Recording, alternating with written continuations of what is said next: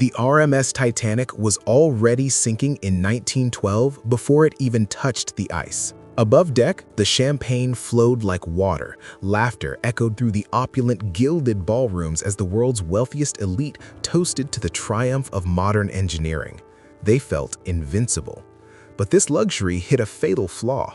A flaw that began not in the freezing depths of the North Atlantic Ocean, but deep inside the sweltering belly of Boiler Room Number 6, which meant, while first-class passengers were admiring the grand staircase, a massive, undocumented coal fire was raging inside the ship's hull. It had been burning for days, long before the ship ever slipped its moorings in Belfast. The flames were silently devouring the coal reserves. The engineers knew about it, the executives knew about it, but they chose to keep it a secret. To the passengers strolling on the promenade, the RMS Titanic was a floating palace of unimaginable security. To the men shoveling coal below, it was an actively burning oven. And this changes everything we know about the disaster, because intense, prolonged heat does something terrible to structural steel. It warps it, it weakens it, it strips away its integrity. The fire was pressing directly against the exact watertight bulkhead where the iceberg would later strike. They thought they had the fire under control, but the heat had already initiated a microscopic chain reaction in the metal, compromising the ship's armor right at its most vulnerable point. The steel wasn't just hot, it was structurally devastated. Imagine standing on a floor you know is slowly melting beneath your feet while everyone around you is dancing. If you smelled faint smoke on the deck of the most luxurious ship in history, would you have the courage to walk down the gangway, or would you trust the engineers? Let me know your survival instinct below. They believed they could outrun the danger. They thought the fire was the worst-case scenario. But the true fatal flaw wasn't the heat, it was what happened when the temperature dropped. Part 2. The Brittle Betrayal. The executives of the White Star Line didn't just build a ship, they built a ticking time bomb out of cheap iron. The sheer scale of the RMS Titanic demanded unprecedented resources, and the pressure to launch on schedule was suffocating. To launch faster, they cut corners. These corners meant cheaper iron. Cheaper iron meant high slag content, and high slag in freezing water becomes a recipe for absolute catastrophe. The shipbuilders in Belfast were masters of their craft, fiercely proud of their monumental creation. They drove over 3 million rivets by hand, hammering day and night to stitch the massive steel plates together. But the executives in the boardroom made a mathematical decision that doomed the men in the shipyard. They opted for number 3 iron bar for the rivets in the ship's bow, rather than the industry standard number 4 or premium steel. It was a slight downgrade on a spreadsheet, a tiny fraction of a penny saved per rivet. But there is a massive nuance to this decision. Number 3 iron contains a significantly higher concentration of slag, a glass-like residue left over from the smelting process. In warm waters, this wouldn't be an immediate death sentence, but the North Atlantic is merciless. When the temperature plummeted, the physics of that cheap metal violently transformed.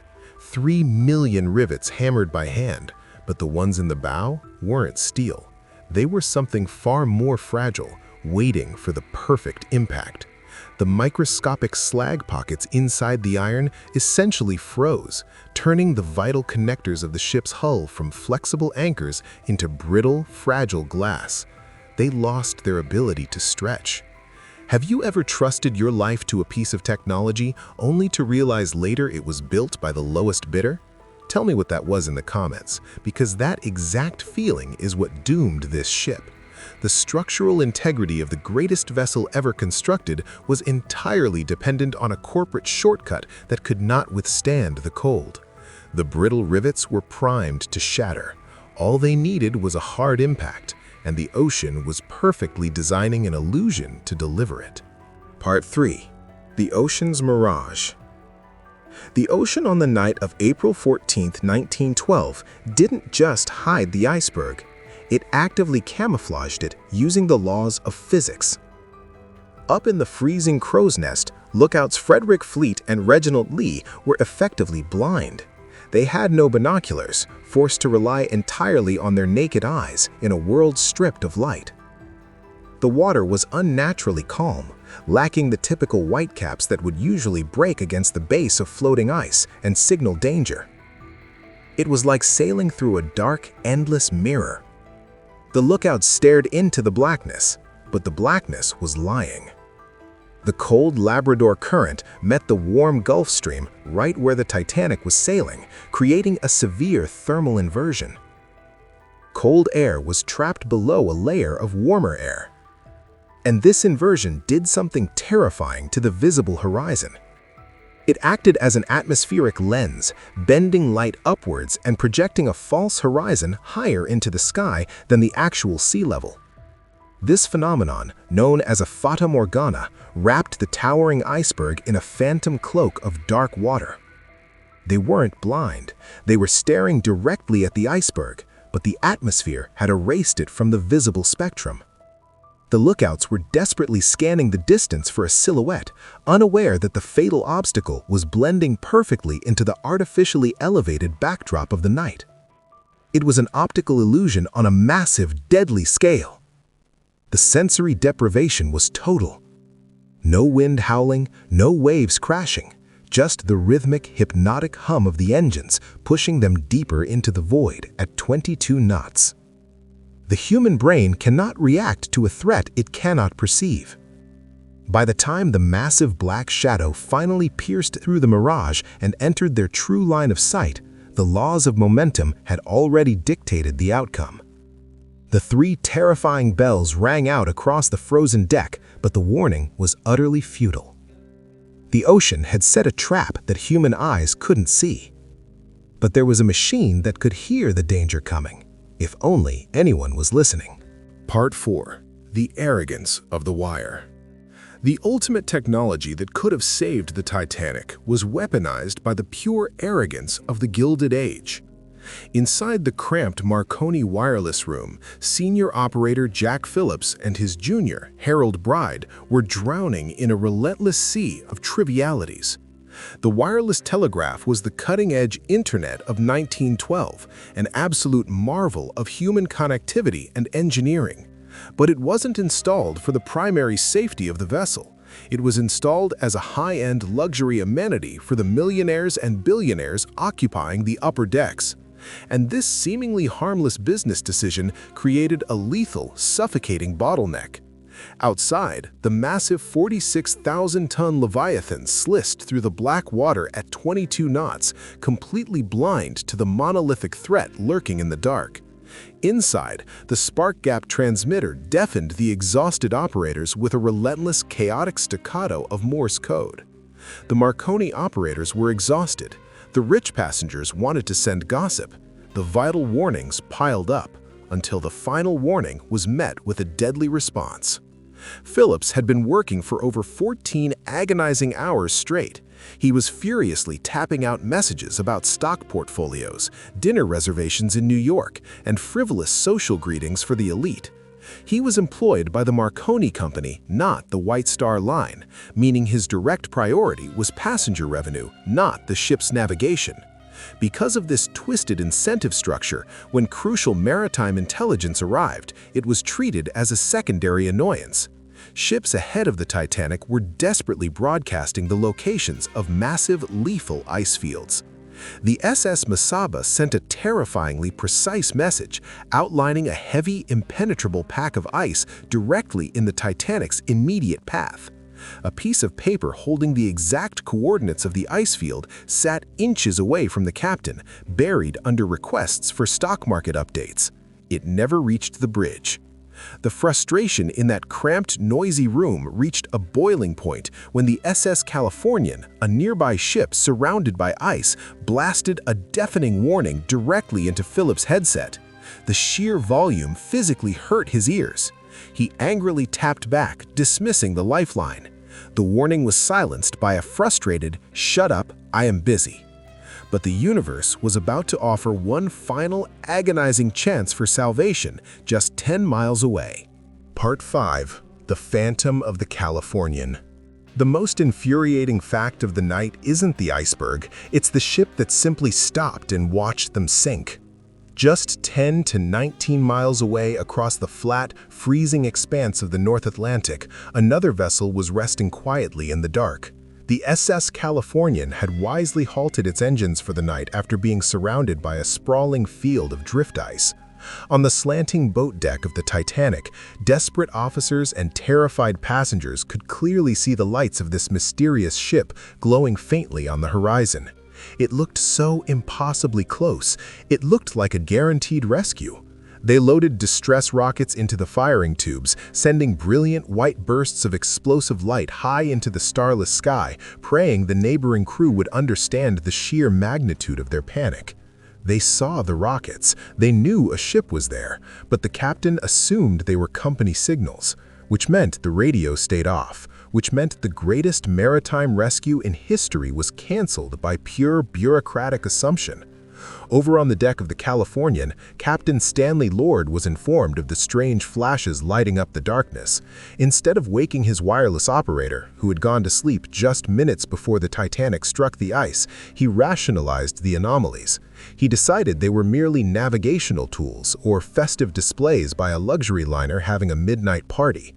The psychological torture inflicted on the Titanic's passengers in those hours is almost incomprehensible. They stood shivering in the biting cold, calculating the distance, believing with absolute certainty that help was already steaming toward them. They fired every single white rocket they had, and across the dark water, someone watched the flashes and actively chose to do nothing. The junior officers on the Californian felt deeply uneasy about the lights, pacing the deck, questioning the inaction, yet they remained paralyzed by the rigid hierarchy of naval command. If you were a junior officer on that nearby ship, watching those strange rockets in the distance, would you have defied your captain's direct orders to wake the radio operator? Or would you have followed the chain of command? Let me know. Slowly, agonizingly, the phantom lights on the horizon seemed to slip away, leaving behind a profound, suffocating isolation. Salvation turned its back on them. Now, survival became a cold, rigged mathematical equation where aesthetics mattered more than human life. Part 6. The Aesthetic of Doom. The Titanic didn't lack lifeboats by accident. The executives legally rigged the math to ensure a prettier deck for the elite. The popular myth suggests arrogance led them to believe the ship was unsinkable, so they simply forgot to pack enough boats. The reality is far more calculated and infinitely more disturbing. The original designs for the Titanic actually included a magnificent overlapping system of 64 lifeboats, more than enough to safely evacuate every single soul on board. But when the White Star Line executives looked at the blueprints, they didn't see safety. They saw clutter. They wanted the wealthy first-class passengers to have an unobstructed, panoramic view of the ocean as they strolled along the pristine promenade decks. They followed 1894 regulations. Those rules counted tonnage, not people. So they removed boats to clear the view. And that aesthetic choice became a death sentence. The outdated British Board of Trade regulations were written nearly 2 decades earlier, for ships a quarter of the Titanic's massive size. The Titanic was over 46,000 tons. The executives knew the terrifying loophole. They slashed the number of lifeboats down to just 20. They were 100% legally compliant, and 100% mathematically doomed. The uncluttered deck was bought with the lives of the passengers. As the immense vessel began to list heavily forward, the horrific reality of this corporate math settled over the crowd. The romanticized Hollywood image of women and children first was heavily overshadowed by the sheer, sickening panic of absolute scarcity. Imagine being a father, standing on a severely slanting wooden deck in the freezing night. You look at your wife, you look at your children. Then you look at the devastatingly small number of wooden boats swinging from the davits. The brutal calculus crashes into your mind in a fraction of a second. There are over 2,200 human beings. There are barely enough seats for 1,000. You realize instantly, without a shadow of a doubt, that you are never going to see your family again. The bureaucracy had betrayed them all, reducing human survival to a ruthless game of musical chairs orchestrated by corporate vanity. For the elite, the lack of boats was a tragic lottery, but for those trapped deep inside the ship, it wasn't a lottery at all. It was a locked cage. Part 7. The Labyrinth of Steel. The richest bought their survival on the upper decks, while the poorest were legally locked behind iron gates in the belly of a dying leviathan. The architecture of the Titanic was fundamentally designed to segregate, not just by wealth, but by the strict mandates of international law.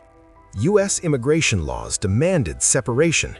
The authorities in New York required the third-class passengers, the steerage immigrants, be isolated from the rest of the ship to prevent the potential spread of infectious diseases. Separation meant locked gates. Sturdy, unforgiving iron barriers were bolted into the stairwells and corridors, completely sealing off the lower decks. Locked gates meant when the water rose, the third-class passengers were trapped in a blinding, terrifying maze. As the freezing ocean violently breached the weakened hull, the labyrinth of steel corridors quickly turned into a geographical nightmare. Deep within the belly of the ship, hundreds of immigrants awoke to the violent shudder of the impact, completely unaware of the catastrophe unfolding above them.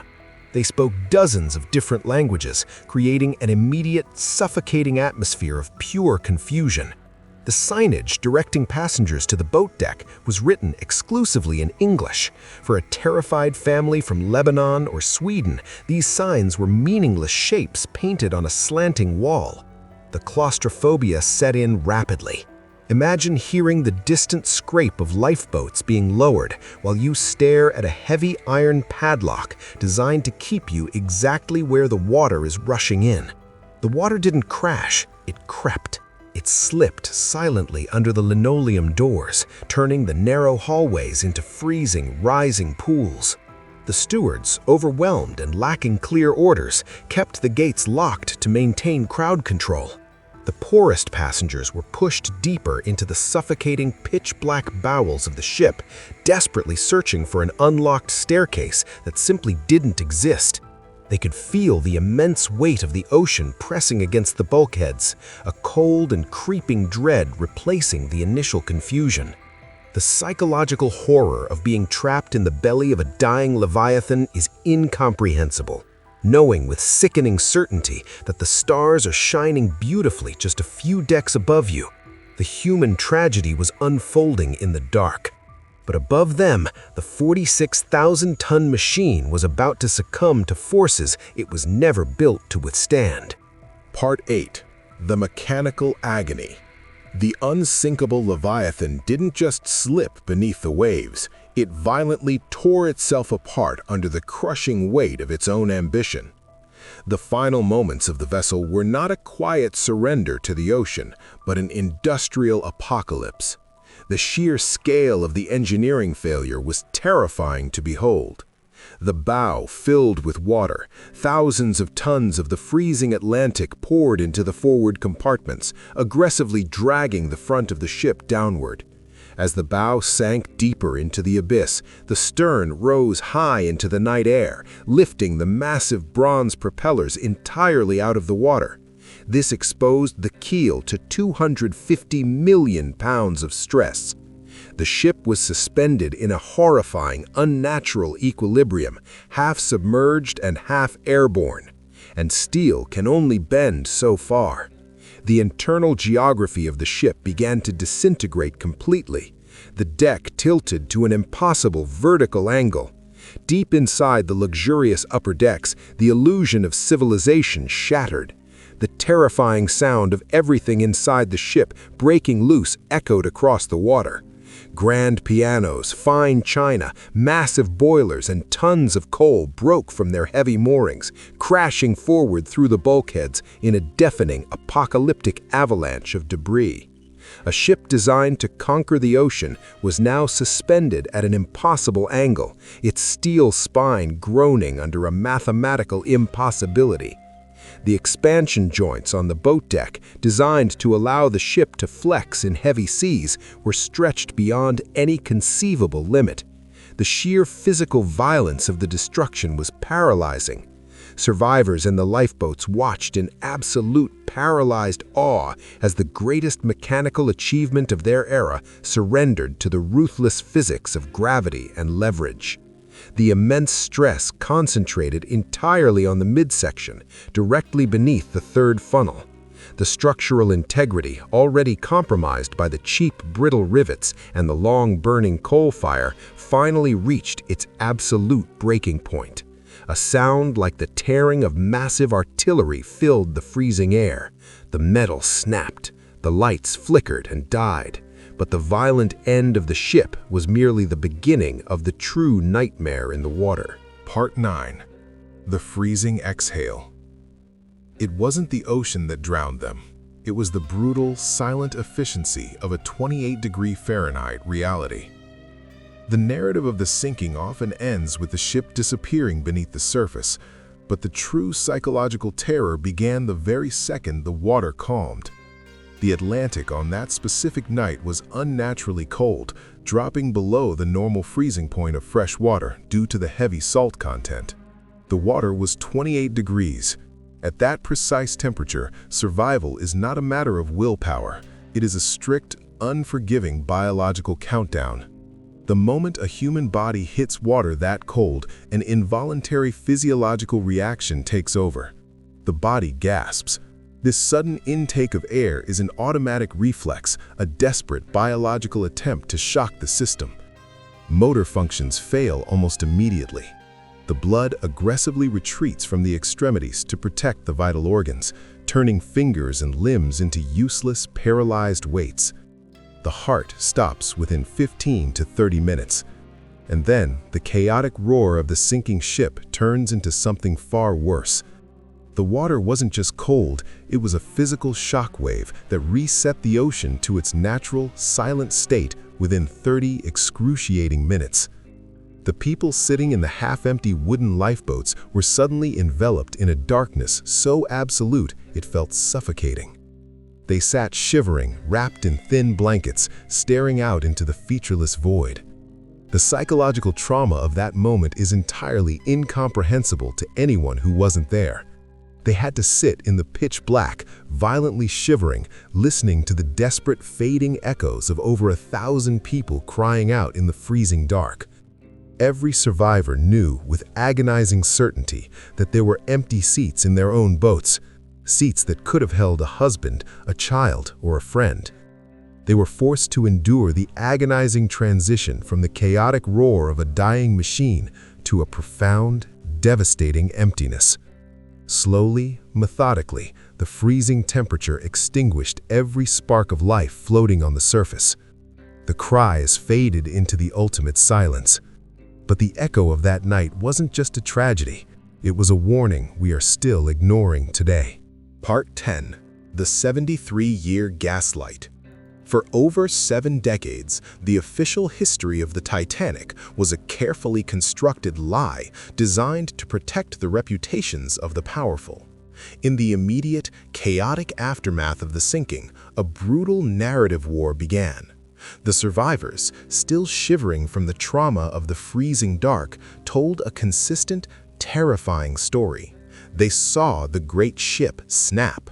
They described a violent, thunderous groan as the hull tore itself in two before disappearing into the abyss.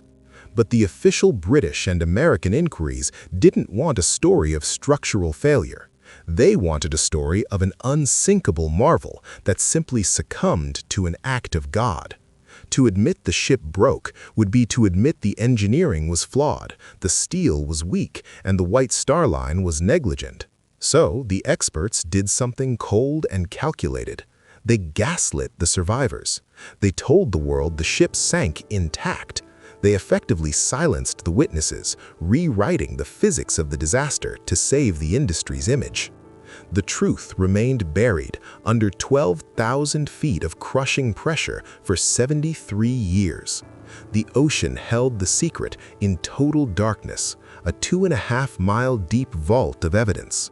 When Dr. Robert Ballard finally located the wreck in 1985, the very first images sent back by the remote cameras shattered the 70-year-old deception in a single frame. The Titanic wasn't a single elegant silhouette resting on the seabed. It was a jagged, apocalyptic graveyard. The bow and the stern lay nearly 2,000 feet apart, separated by a massive debris field of twisted steel and broken lives. The survivors hadn't been hallucinating, they had been ignored. The discovery of the split hull wasn't just a scientific breakthrough, it was the ultimate forensic proof of every technical failure we've discussed. The fire, the brittle rivets, the impossible stress, it all culminated in that final, violent snap. The unsinkable ship had literally been torn apart by its own contradictions. The ocean finally forced the world to look at the wreckage of its own arrogance. But the most chilling realization isn't what we found at the bottom, it's what the wreck is telling us about our own future. Part 11. The ultimate hubris. Every single safety barrier had to fail simultaneously for the Titanic to sink. It wasn't an accident, it was a carefully engineered inevitability. When we dissect the anatomy of this disaster, we uncover a chilling blueprint of human error. The destruction of the Titanic was a masterclass in the Swiss cheese model of systemic failure, where multiple, distinct layers of defense must perfectly align their flaws to allow a catastrophe to pass through. The fire weakened the steel, the rivets shattered under the cold, the mirage hid the ice from the lookouts. The radios were busy transmitting gossip instead of vital coordinates. The lifeboats were missing because executives prioritized a beautiful view over mathematical survival. Remove just one of these fatal variables and they live. If the lookouts had binoculars, if the Californian had turned on its radio, if the iron was high grade, the ship would have limped into New York Harbor. But the universe demanded a heavy toll for the arrogance of the Gilded Age. The ship was not defeated by a stray block of ice, it was defeated by the absolute certainty of its creators that they had finally conquered the natural world. It stands today not just as a rusting wreck at the bottom of the ocean, but as a permanent monument to human hubris. We look back at 1912 and call them arrogant. We judge their absolute blind faith in their massive steel machine. But as we hand our lives over to algorithmic systems, artificial intelligence, and autonomous machines, we are aggressively building our own unsinkable ships. We construct massive digital infrastructures, utterly convinced that our modern engineering is immune to the chaotic variables of the real world. We prioritize speed and aesthetics over redundancies and safety, blindly trusting that the system will hold. The true iceberg was never in the water. It was in the boardroom, in the telegraph office, and in the fundamental belief that we are untouchable. The Titanic didn't sink because of an iceberg. It sank because human arrogance convinced itself that nature could be tamed. Are we making the exact same mistake today?